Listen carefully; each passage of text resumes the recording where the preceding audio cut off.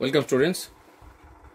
মাধ্যমিক যারা দিয়েছো তাদের জন্য কিভাবে পড়াশোনাটা শুরু করবে সেই বিষয়ে আগে একটা ভিডিওতে আমি বলেছিলাম। তো একদম ফার্স্ট ইউনিটের সেকেন্ড চ্যাপ্টার হচ্ছে ট্যাক্সোনমি ও সিস্টেমেটিক্স। আজকের ভিডিওটাতে ট্যাক্সোনমি ও সিস্টেমেটিক্স সম্বন্ধে কিছু আমি বলছি। তো ট্যাক্সোনমি জীববিদ্যার একটা শাখা, বায়োলজির একটা পার্ট, যে বিষয়ে কোনো জীবের শনাক্তকরণ, নামকরণ, গোষ্ঠীভুক্তকরণ এই বিষয়গুলো করা হয়। মানে একটা জীব, that may B any animal or plant, তার আইডেন্টিফিকেশান, তার নামকরণ বা নোমেনক্লেচার এবং তাকে গোষ্ঠীভুক্তকরণ বা ক্লাসিফিকেশান করা হয় এবং ওই উদ্ভিদ বা প্রাণীটাকে নির্দিষ্ট গ্রুপে অন্তর্ভুক্ত করে জীবজগতে তার অবস্থানটাকে বোঝা যায়। এটা হচ্ছে ট্যাক্সোনমির মেন তিনটে পার্ট। কিন্তু তার নামকরণ করার আগে তার যে আইডেন্টিফিকেশান, পরবর্তীকালে ওই উদ্ভিদ বা প্রাণী সম্বন্ধে জানতে গেলে আবিষ্কারের সময় সেই উদ্ভিদ বা প্রাণীর সম্পর্কিত বিভিন্ন তথ্য সংরক্ষণ করা দরকার। সেটাকে বলে ডকুমেন্টেশন। অতএব ট্যাক্সোনমির আরও একটা পার্ট হলো ডকুমেন্টেশন। এবং কোনো উদ্ভিদ বা প্রাণী তার সঠিক বৈশিষ্ট্যগুলোকে খুঁজে বের করা, দ্যাট ইজ সিস্টেমেটিক্স। অর্থাৎ ট্যাক্সোনমির যে পাঁচটা important component, those are: number 1 identification, number 2 nomenclature, number 3 classification, number 4 documentation, আর নাম্বার 5 সিস্টেমেটিক্স। তো ক্লাসিফিকেশন, কোনো উদ্ভিদ বা প্রাণীর ক্লাসিফাই আমরা করব, তাকে কোনো নির্দিষ্ট গোষ্ঠীতে কিভাবে আমরা অন্তর্ভুক্ত করব অ্যাকর্ডিং টু দেয়ার ক্যারেক্টারিস্টিক্স। যে ইম্পর্টেন্ট ক্যারেক্টারগুলোকে হাইলাইট করা হয় বা মেন যে জিনিসগুলোকে মাথায় রাখা হয়, সেই বিষয়গুলো মূলত হলো physiological relationship, physiological characteristics, embryological, ecological, cytological, biochemical and palaeontological. এই সমস্ত বিষয়গুলোকে মাথায় রেখে কোনো উদ্ভিদ বা প্রাণীর আইডেন্টিফিকেশান, তাদের নামকরণ এবং ক্লাসিফিকেশান মেনলি করা হয়। অর্থাৎ these are the base of classification, মানে শ্রেণীবিন্যাসের ভিত্তি যাকে বলা হয়। এর উপরে বেশ করে শ্রেণীবিন্যাস করা হয়। শ্রেণীবিন্যাস বা ক্লাসিফিকেশান এই বিষয়টা, জীববিদ্যার অন্তর্গত এই বিষয়টা প্রথম বিজ্ঞানসম্মতভাবে মানুষের কাছে নিয়ে এসেছিলেন, বিজ্ঞানী মহলে নিয়ে এসেছিলেন সুইডিশ বিজ্ঞানী ক্যারোলাস লিনিয়াস। তিনি শুরু করেছিলেন। অর্থাৎ শুরু যিনি করেন, যিনি আমাদেরকে প্রথম কোনো জিনিসকে দেখান, কোনো বিজ্ঞানী, কোনো মানুষ যখন কোনো জিনিস নতুন কিছু আমাদেরকে দেখান, তার মধ্যে কিছু ভুল ত্রুটি থেকে থাকে। সেটাকে ভুল ত্রুটি বলা উচিত নয়, যেহেতু তিনি প্রথম শুরু করছেন। অর্থাৎ তার কিছু সমস্যা থেকে থাকে, পরবর্তীকালে সেগুলোকে ক্লারিফাই করা হয়। বিজ্ঞানী ক্যারোলাস লিনিয়াস তিনি যে ক্লাসিফিকেশনটা করেছিলেন সেটা হচ্ছে আর্টিফিশিয়াল ক্লাসিফিকেশন, কৃত্রিম শ্রেণীবিন্যাস পদ্ধতি। ক্যারোলাস লিনিয়াস ছাড়াও সিসালপিনো, থিওফ্রাস্টাস এই ধরনের ক্লাসিফিকেশনকে ফলো করতেন। অ্যাকচুয়ালি এই ধরনের ক্লাসিফিকেশন কিছু বাহ্যিক বৈশিষ্ট্য, কিছু এক্সটার্নাল ফিচার্সের উপর ডিপেন্ড করে। 1 or 2 এক্সটার্নাল ফিচার্সের উপর ডিপেন্ড করে মেনলি ক্লাসিফিকেশন করা হয়। পরবর্তীকালে ক্লাসিফিকেশনের বিবর্তন, ইভলিউশন অফ ক্লাসিফিকেশন যত হয়েছে আর কি, মানে ওই যে ভুল ত্রুটিগুলোর কথা বলছিলাম, ওই ভুল ত্রুটিগুলোকে মডিফাই করে ক্লাসিফিকেশনকে আরও সাইন্টিফিক যখন করা হলো, তার পথপ্রদর্শক ছিলেন বেন্থাম ও হুকার। অর্থাৎ তাঁদের প্রদর্শিত ক্লাসিফিকেশনটা, দ্যাট ইজ ন্যাচারাল ক্লাসিফিকেশন। আরও একটা মোস্ট সাইন্টিফিক ক্লাসিফিকেশন, যেটা হচ্ছে phylogenetic classification. Adolf Engler, Karl Prantl, Parker Haswell এই ধরনের ক্লাসিফিকেশন আমাদেরকে দেখিয়েছেন এবং তারা এই ধরনের ক্লাসিফিকেশনকে ফলো করেছেন। তো classification mainly are 3 types: artificial, natural, phylogenetic classification. According to the evolution of ক্লাসিফিকেশনকে আমরা এই 3টে ভাগে ভাগ করতে পারি।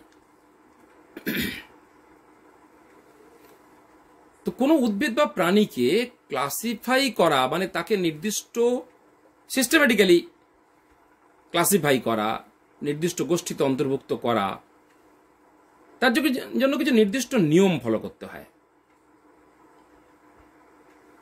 According to Swedish doctor and naturalist Carolus Linnaeus, ক্লাসিফিকেশনের 7টা ধাপ ছিল। তিনি এই 7টা ধাপকে প্রত্যেকটাকে বলেছিলেন taxon. Largest taxon kingdom, smallest taxon species. মানে পৃথিবীতে যত উদ্ভিদ আছে দোজ আর প্ল্যান্ট কিংডম। যত অ্যানিমাল রয়েছে, that may be microscopic or macroscopic, that may be protozoa or metazoa, each and every animal includes within animal kingdom. এবারে এই যে অ্যানিমাল কিংডম, টোটাল অ্যানিমালদের ক্যারেক্টারিস্টিক্স আর নট সেম। অতএব according to their characteristics animals again are classified into different phylums. একটা ফাইলামের অন্তর্গত বিভিন্ন প্রাণীদের সমস্ত ক্যারেক্টারিস্টিক্স সেম নয়। অতএব একটা ফাইলামে আবার বিভিন্ন ক্লাস, একটা ক্লাসে বিভিন্ন অর্ডার, একটা অর্ডারে বিভিন্ন ফ্যামিলি, একটা ফ্যামিলিতে বিভিন্ন জেনাস, একটা জেনাসের আন্ডারে ডিফারেন্ট স্পিসিস। এই যে step by step classification, step by step ভাগ, ট্যাক্সন অনুসারে ভাগ করার পদ্ধতি, এটা ক্যারোলাস লিনিয়াস প্রথম দেখিয়েছিলেন। এটাকে বলে লিনিয়ান হায়ারার্কি। এই 7টা ধাপের মধ্যে পরবর্তীকালে কিছু সাফিক্স প্রেফিক্স যোগ করে নাম্বার অফ ট্যাক্সন বেড়ে গেছে। যেমন ধরো ক্লাসের নিচে সাব ক্লাস, সাব যোগ করে ক্লাস, আবার ক্লাসের উপরে সুপার ক্লাস, সুপার যোগ করে ক্লাস, ক্লাসের উপরে, সুপার হলে উপরে, সাব হলে নিচে, সাব ক্লাসের নিচে ইনফ্রা ক্লাস। এইরকম সাব, সুপার, ইনফ্রা এইগুলো যোগ করে নাম্বার অফ ট্যাক্সন কিন্তু বেড়েছে। তবে প্রেফিক্স সাফিক্স যোগ করে নাম্বার অফ ট্যাক্সন বাড়া ছাড়াও আরো 2টো ট্যাক্সন কিন্তু পরবর্তীকালে ইনক্লুড হয়েছে। দেখতে পাচ্ছ স্ক্রিনে তোমরা, কিংডমের পরে ফাইলাম, ফাইলামের পরে ক্লাস, ক্লাসের পর অর্ডারের উপরে, ক্লাসের নিচে অর্ডারের উপরে আরো একটা মেইন ট্যাক্সন বেড়েছে পরবর্তীকালে, কোহর্ট। আর ফ্যামিলির নিচে জেনাসের উপরে আরেকটা ট্যাক্সন পরবর্তীকালে ইনক্লুড করা হয়েছে, যেটাকে বলা হয় ট্রাইব। তো শর্ট ফর্মে এই স্টেপগুলোকে মনে রাখার জন্য আমি বলি KPCOFGS, kingdom, phylum, class, order, family, genus, species. এই যে 7টা ধাপ, এই 7টা ধাপের কথাই কিন্তু ক্যারোলাস লিনিয়াস প্রথম বলেছিলেন। পরবর্তীকালে যা কিছু ইনক্লুড হয়েছে সেটা ক্যারোলাস লিনিয়াসের পরবর্তীকালে। অর্থাৎ লিনিয়ান হায়ারার্কিতে কেবলমাত্র 7টা ধাপ ছিল, পরবর্তীকালে যা যা ইনক্লুড হবে সেটা লিনিয়ান হায়ারার্কি নয়। এই যে ক্লাসিফিকেশন, যে ট্যাক্সন অনুসারে ক্লাসিফিকেশন, এটা অনেকটা আমাদের অ্যাড্রেসের মতো। আমাদের নামে কোনো চিঠি, এখন যদিও সমস্ত কিছু মেল, মানে ইমেল, আগে যে মেল সরাসরি চিঠি পাঠানো হতো পোস্ট অফিসের মাধ্যমে, সেখানে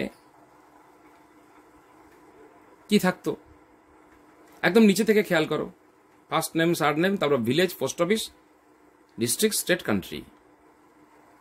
যে ফার্স্ট নেম আর সার নেম, এই দুটো নিয়ে কিন্তু তার নিজের নাম, এখানেও ঠিক তাই। জেনাস আর স্পিসিস, কোনো অ্যানিমাল বা প্ল্যান্টের জেনাস বা স্পিসিস কি হবে, সেই দুটো ওয়ার্ড নিয়ে কিন্তু সাইন্টিফিক নেম তৈরি হয়। Just like our address. এটা কম্পেয়ার করলেই বুঝতে পারবে যে প্ল্যান্ট কিংডম বা অ্যানিম্যাল কিংডমে কোনো প্ল্যান্ট বা অ্যানিম্যালের পজিশন কোথায়, সেটা যেমনভাবে আমরা জানতে পারি, একই রকমভাবে এই প্ল্যানেটে আমাদের পজিশন কোথায়, কোন কান্ট্রিতে, কোন স্টেটে, কোন ডিস্ট্রিক্টে, এইভাবে লাস্ট অফ অল চলে আসছে first name, sir name.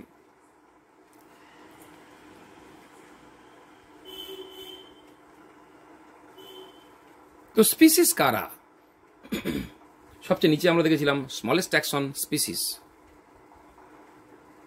Species are group of individuals having fundamental similarities in characteristics, and successful reproduction takes place among themselves form a species.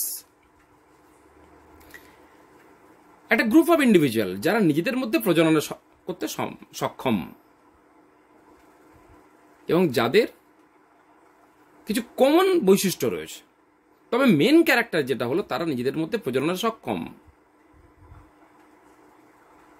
Panthera tigris, Panthera leo. দেখো, Panthera কিন্তু genus, Panthera tigris ভাগের বিজ্ঞানসম্মত নাম, Panthera tigris, আর tigris species, Panthera genus.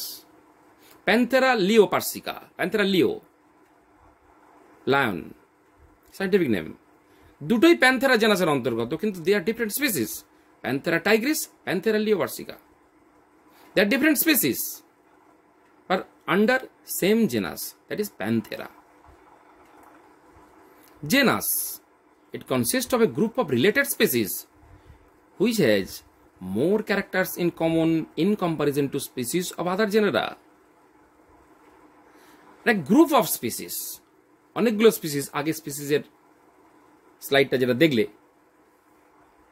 মানে Panthera Tigris, Tigris আলাদা species, লিও আলাদা species, কিন্তু তারা সবই প্যান্থেরা জেনাসের অন্তর্গত। তাহলে অনেকগুলো স্পিসিস, গ্রুপ অফ স্পিসিস, তারা একটা জেনাসের অন্তর্গত।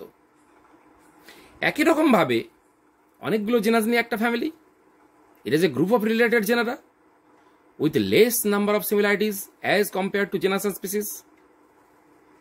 অর্ডার, অনেকগুলো ফ্যামিলি নিয়ে একটা order. It is the assemblage of families which include a few similar characters in comparison to genus, family, etc. Class, একই রকম ভাবে পর যত যেতে থাকবে তত গ্রুপ অফ অর্ডার নিয়ে ক্লাস, গ্রুপ অফ ক্লাস নিয়ে ফাইলাম অর ডিভিশন। যেমন কর্ডেট একটা ফাইলাম। তো স্পিসিস, ধরো পৃথিবী যখন তৈরি হলো, আর্থ কিভাবে ইমার্জ করলো, কিভাবে ফর্ম হলো, সেটা এখনো পর্যন্ত ক্লিয়ার নয়। অনেক রকম তত্ত্ব রয়েছে, অনেক রকম কনসেপ্ট রয়েছে, পরবর্তীকালে আরো জানতে পারবে। কিন্তু আর্থ তৈরি হবার পর আর্থে তো আর এত স্পিসিস ছিল না, এত অ্যানিমেল, এত প্ল্যান্ট ছিল না। তাহলে এত রকম, এত diversity, plant diversity, animal diversity, এত ডাইভার্সিটিগুলো হলো কিভাবে? মানে নতুন নতুন স্পিসিস, যত সময় যাবে তত আরো ভ্যারাইটি তৈরি হবে, আরো রকম তৈরি হবে। অনেকগুলো কনসেপ্ট রয়েছে কিভাবে স্পিসিস ফরমেশন হলো। মেন দুটো concept, sympathetic স্পিসিয়েশন and allopathic স্পিসিয়েশন। স্পিসিয়েশন is the process of formation of species. কিভাবে স্পিসিস ফর্ম করে সেটা পদ্ধতি হচ্ছে স্পিসিয়েশন। সিম্প্যাথিক স্পিসিস, এখন নিচেরটা রয়েছে সিম্প্যাথিক স্পিসিস।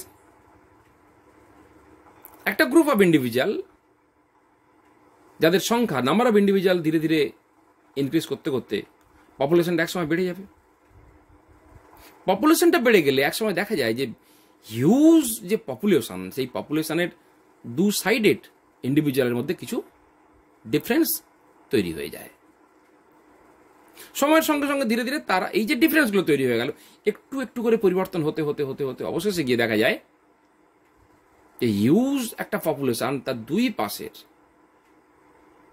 ইন্ডিভিজুয়ালগুলোর মধ্যে ক্যারেক্টার ডিফারেন্স তৈরি হয়েছে। তারা ধীরে ধীরে আলাদা স্পিসিস ফর্ম করে যায়। Allopathic স্পিসিয়েশন, continental drift, all of you have heard the name continental drift. গোটা ভূমিভাগ যখন দুভাগে বিভক্ত হয়ে গেল, তাহলে যেখান থেকে, যে এলাকা থেকে ভূমিভাগটা বিভক্ত হয়ে গেল, সেই এলাকায় কিছু কমন অ্যানিমাল প্ল্যান্ট ছিল। ওই ভূমিটা যখন সেপারেট হয়ে গেল, তখন সেপারেট এই যে রিজিয়ন, ওই রিজিয়নটা আলাদা অ্যাটমসফিয়ারে চলে যাওয়ার পর তাদের মধ্যে নতুন কিছু ক্যারেক্টারিস্টিক্স আবির্ভাব হতে শুরু করে। তারা তৈরি হয় অ্যালোপ্যাথিক স্পেসিয়েশন। স্পিসিস অনেক রকম ভাবে স্পিসিসের সংজ্ঞা দেওয়া যায়, but most appropriate definition that is biological species concept. এছাড়াও ফেনেটিক স্পিসিস কনসেপ্ট। ফেনেটিক মানে যারা phenotypically identical, genetic species genetically identical, evolutionary species উৎপত্তিগতভাবে ইভলিউশনারি আইডেন্টিক্যাল, উৎপত্তিগতভাবে তাদের মধ্যে মিল রয়েছে। কিন্তু এইগুলোর মধ্যে সব থেকে important widely accepted theory that is biological species concept. Group of individual যারা নিজেদের মধ্যে প্রজনন সম্পন্ন করতে পারে, those are biological species.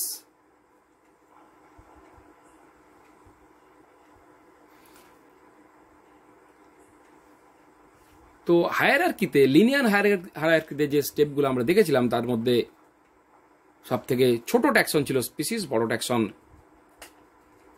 Kingdom.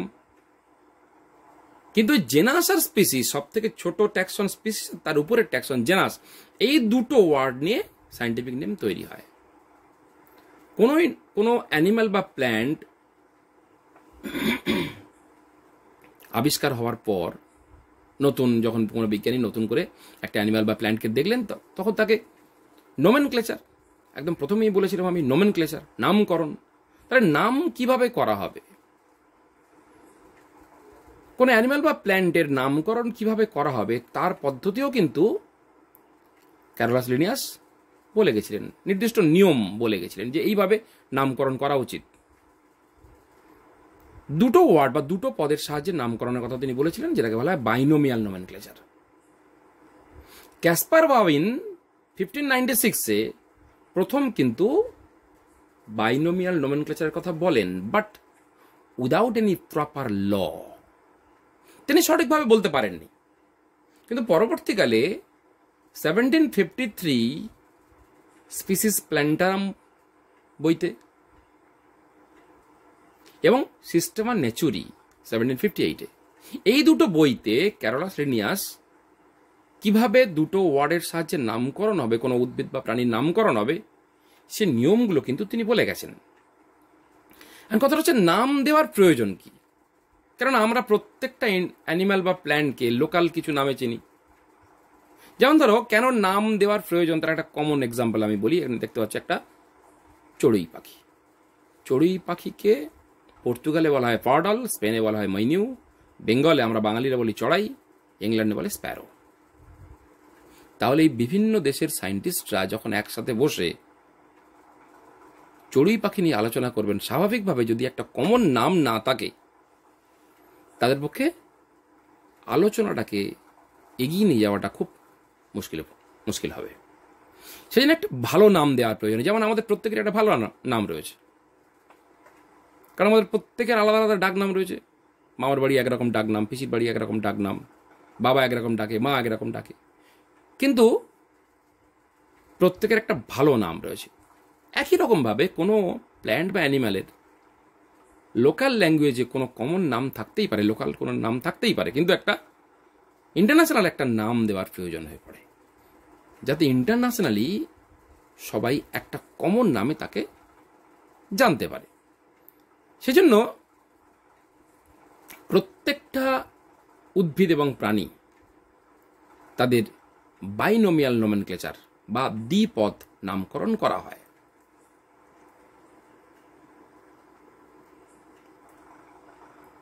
এই নামকরণের কিছু নির্দিষ্ট নিয়ম রয়েছে। নিয়মগুলো কি কি? কমন কিছু নিয়ম। 1753 স্পিসিস প্ল্যান্টারামের প্রকাশকাল। 1753 আগে যদি কোনো নাম দেওয়া থাকে সেটা গ্র্যান্ট হবে না, এটা ক্যারোলাস লিনিয়াস বলেছিলেন। Name should be binomial or trinomial in case of subspecies. অনেক সময় সাবস্পিসিস থাকে, যদি সাবস্পিসিস না থাকে বাইনোমিয়াল। যেমন আমাদের ক্ষেত্রে আমরা হোমোসেপিয়েন্স, বাট ট্রাইনোমিয়াল নোমেনক্লেচারে আধুনিক মানুষ, আমরা মডার্ন ম্যান, আমাদের scientific proper scientific name will be Homo sapiens sapiens trinomial. Scientific name should be Latinised, italics. যদি প্রিন্টেড হয় তাহলে ইটালিক্স হবে, একটু বাঁকা করে লেখা হবে। আর যদি হ্যান্ড রিটেন হয়, হাতে লেখা হয়, তার আন্ডারলাইন অবশ্যই সেপারেটলি আলাদা করে দাগ দিতে হবে। জেনাসের ফার্স্ট লেটারটা মাস্ট বি ক্যাপিটাল। জেনাস নেমটা নাউন হবে, species name adjective. Law of priority and type specific খুব ইম্পর্টেন্ট। ল অফ প্রায়োরিটি, ধরো সারা পৃথিবীর বিভিন্ন জায়গায় একই স্পিসিস বিভিন্ন বিজ্ঞানী দেখলেন, প্রত্যেকে মনে করছেন আমি প্রথম দেখেছি, কিন্তু ICVN international code of botanical nomenclature and ICZN international code of zoological nomenclature, এই যে দপ্তর ইন্টারন্যাশনাল কার্যালয়, তারা কাকে অ্যাকসেপ্ট করবে? অর্থাৎ যিনি আগে জমা দেবেন, ল অফ প্রায়োরিটি, সম্পূর্ণ তথ্য নিয়ে যিনি আগে জমা দেবেন আন্তর্জাতিক কার্যালয়ে, তার নামটাই প্রথম গ্রাহ্য হবে। এটাকে বলা হয় ল অফ প্রায়োরিটি, অগ্রাধিকার নীতি, যিনি আগে আসবেন। এবং কেউ ল অফ প্রায়োরিটি অনুসারে অগ্রাধিকার পেলেন, কিন্তু তিনি যে সঠিক আবিষ্কার করলেন তার প্রমাণ কি? অর্থাৎ তাকে নমুনা সহ জমা দিতে হবে। যদি মাইক্রোস্কোপিক হয় স্লাইড, এবং তার সঙ্গে ডকুমেন্টেশন, যার জন্য প্রথমেই বলেছিলাম ডকুমেন্টেশন।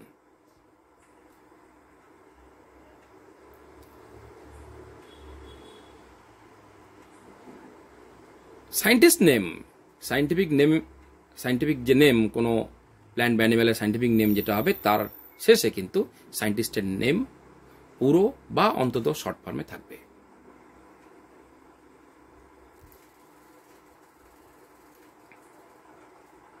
কিছু কিছু জিনিস এত নিয়ম থাকা সত্ত্বেও কিছু কিছু সমস্যা তৈরি হয়ে যায়, এগুলো আলাদা করে আমাদের জেনে রাখতে হয়। দুটো আলাদা প্রজাতির সেম নাম হয়ে গেছে বাই চান্স, এগুলোকে বলা হয় হোমোনিম। জিজিভাস জুজুবা, এটা মিলারও দিয়েছিলেন, ল্যামার্কও দিয়েছিলেন, কিন্তু দুটো আলাদা আলাদা প্ল্যান্টের ক্ষেত্রে। একই নাম দুটো আলাদা প্রজাতির যদি হয়ে থাকে তখন তাকে বলে হোমোনিম। সিনোনিম, একটা প্রজাতির বিভিন্ন নাম। চা গাছ, চা গাছের থিয়া চাইনেন্সিস, THEA, সরি এখানে একটা ভুল রয়েছে, খেয়াল করবে, THEA, থিয়া চাইনেন্সিস এবং ক্যামেলিয়া চাইনেন্সিস, দুটোই কিন্তু চা গাছের বিজ্ঞানসম্মত নাম। Tautonym, genus name and species name both are same, তাকে বলা হয় টটোনিম, গণ প্রজাতি একই।